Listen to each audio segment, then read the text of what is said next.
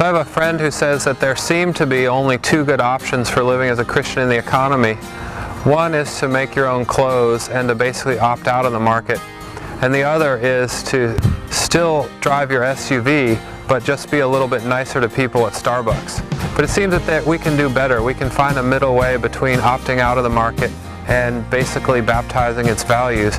But it requires asking some critical questions about how we live our everyday lives. The market values and talks about power in terms of economic power. What's your earning power? What's your ability to leverage the market? What's your ability to borrow money in order to invest? Those kind of things. How big of a house do you own, or how fancy is your car? But if you talk about the work of Jesus Christ in the world, you have a different set of values. You can work for God's justice in the world in whatever calling you have. I think in order to truly live out your calling, you have to ask critical questions about the work. Am I working for a widget factory that is contributing to the economy, or am I helping, for instance, produce carcinogenic products? And I don't think that people can work in certain jobs and still actually contribute to God's justice. One of my favorite passages is from Isaiah that says, why do you spend your money for that which is not bread? And it helps us to reorient our lives to think about how we actually do spend our money and for what the kind of things we work for. Why do we spend our money for that which is not bread? And so there's a pressure between the gospel call of simplicity and the messages we get from the marketers that say, no, you need more stuff in order to be satisfied. Think of the story of the rich young ruler who came to Jesus and said, what shall I do to inherit eternal life? And Jesus said, well, you should follow the law. He says, well, I do all those things. You should love your neighbor as yourself, and so forth. And then Jesus says, well, sell what you have and give it to the poor. And he says, well, the text says, the rich ruler went away very sad because he was very rich. And so you think of the attachment that we have to our material goods.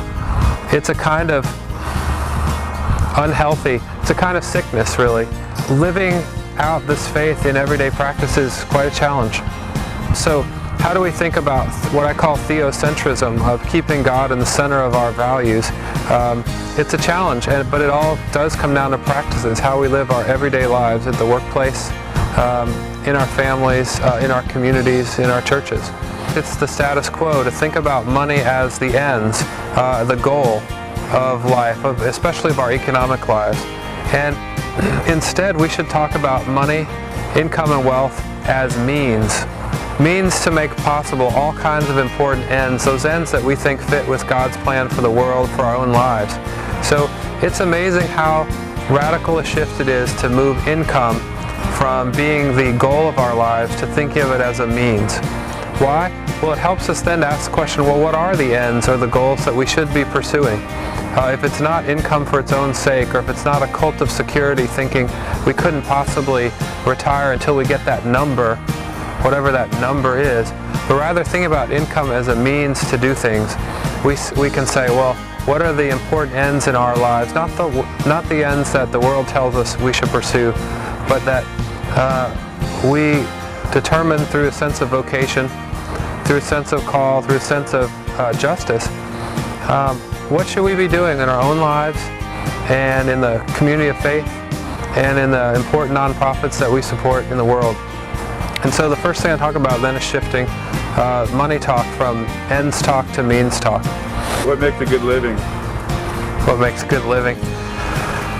Meaningful work, family, community, a good balance, and more than balance, a good integration of work, life, community involvement, church commitments. All that's got to work together into one life. We are material beings. We live in God's good creation.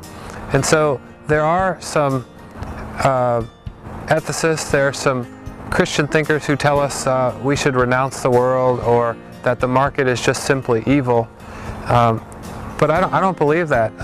I also don't believe that the market is just all about freedom and good. Rather, My first question is which market? Which market are we talking about? And how is it set up so that, as Adam Smith said, justice is the main pillar on which society and the economy are built? How do we guarantee that the rules of the market are fair for people with less economic power and for those with more? Biblical texts that talk about merchants who put their finger on the scale when farmers would bring their grains to be weighed. How do we think about a fair market where people can participate, but also a market where there's more to life than economics? How do we fit the market into a well-lived life instead of how do we think about living our lives within a market?